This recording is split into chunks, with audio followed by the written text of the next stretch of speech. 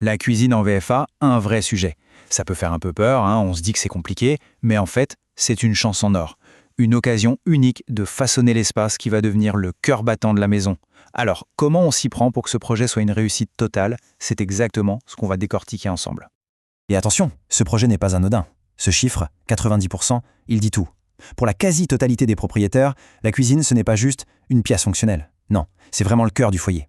Donc, quand on planifie sa cuisine, on ne fait pas que choisir des placards et un plan de travail.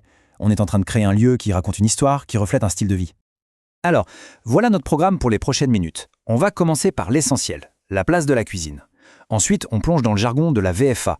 Puis, le grand débat, clé en main ou sur mesure. Après ça, on verra les clés pour un projet réussi et on terminera sur l'importance de bien s'entourer. Voilà, dans le neuf, la cuisine, c'est vraiment ça, une toile blanche. On ne parle pas seulement d'équiper un local technique, non, c'est bien plus que ça. C'est l'endroit où l'on peut laisser libre cours à ses envies, à ses aspirations. C'est une chance unique de créer un espace qui soit non seulement pratique, mais aussi convivial, un lieu qui nous ressemble, tout simplement. Bon, le rêve c'est bien, mais maintenant il faut parler concret. Parce qu'un projet en VFA, ça a ses propres règles du jeu, son propre jargon aussi et ses petits pièges. Pour bien naviguer là-dedans et prendre les bonnes décisions, il faut absolument maîtriser ces codes. Et le premier mot à connaître, c'est celui-là, VFA, vente en l'état futur d'achèvement. En clair, ça veut dire acheter sur plan.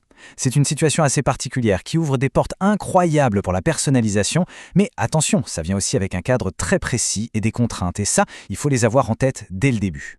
Justement, pour personnaliser, il y a un deuxième acronyme magique, TMA, les travaux modificatifs acquéreurs. C'est quoi? Eh bien, ce sont les demandes que l'on peut faire pour changer les plans de base. Et pour la cuisine, c'est crucial. C'est grâce au TMA qu'on va pouvoir déplacer une prise électrique, une arrivée d'eau, bref, c'est vraiment l'outil qui fait passer d'une cuisine standard à sa propre cuisine. Et ce qui est intéressant, c'est de voir que la réussite d'un projet comme celui-ci ne tient pas qu'au design, pas du tout. Le vrai défi, c'est de jongler entre les contraintes techniques, un budget à tenir et des délais qui sont souvent très serrés. La clé de tout, en fait, c'est la communication. Une communication fluide, claire et surtout entamée très tôt avec le promoteur. C'est ça qui fait toute la différence. Et cette fameuse communication avec le promoteur, elle va être au cœur de la grande décision à prendre. La question qui va tout changer pour le projet. Est-ce qu'on part sur la solution clé en main que propose le promoteur ou est-ce qu'on se lance dans l'aventure du sur-mesure? Ce sont vraiment deux approches, deux mondes différents. Ce tableau résume parfaitement le choix. D'un côté, on a la cuisine clé en main. C'est la solution de facilité si on veut. Pratique, rapide et souvent plus douce pour le portefeuille. Le revers de la médaille, les choix sont assez limités. De l'autre côté, le sur-mesure. Là, c'est la liberté totale. On choisit tout, du sol au plafond. Mais forcément, ça demande plus de temps et un budget nettement plus conséquent. Alors la question au fond, c'est quelles sont les priorités? Est-ce qu'on cherche avant tout la simplicité, l'efficacité, ou est-ce que l'objectif, c'est d'avoir un espace vraiment unique, qui ne ressemble à aucun autre?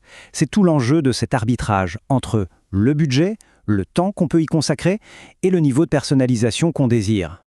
Peu importe la voie choisie, clé en main ou sur mesure, il faut une méthode.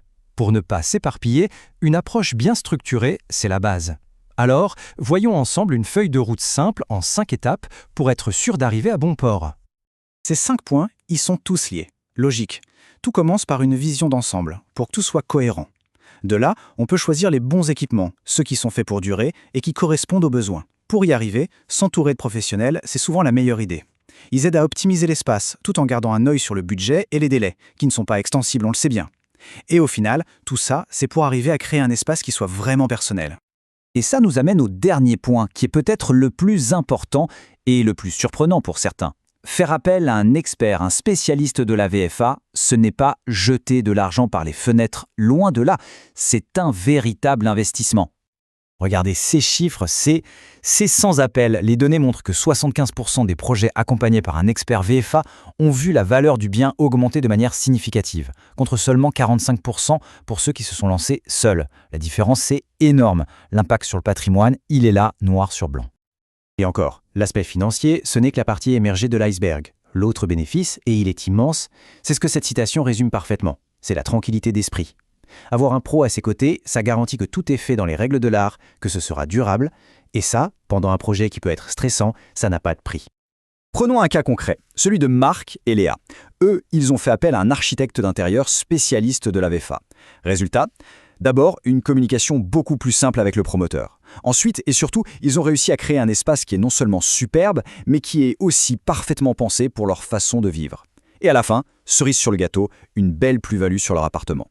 C'est l'exemple parfait d'un projet réussi. On termine donc avec cette question qui, au fond, résume tout. La cuisine en VFA, est-ce une simple dépense qu'il faut essayer de réduire au maximum, ou est-ce un investissement? Un investissement dans sa qualité de vie au quotidien et dans la valeur de son patrimoine? La réponse qu'on apporte à cette question, elle va définir bien plus que le projet en lui-même. Elle va définir la façon dont on vivra dans cet espace pour des années.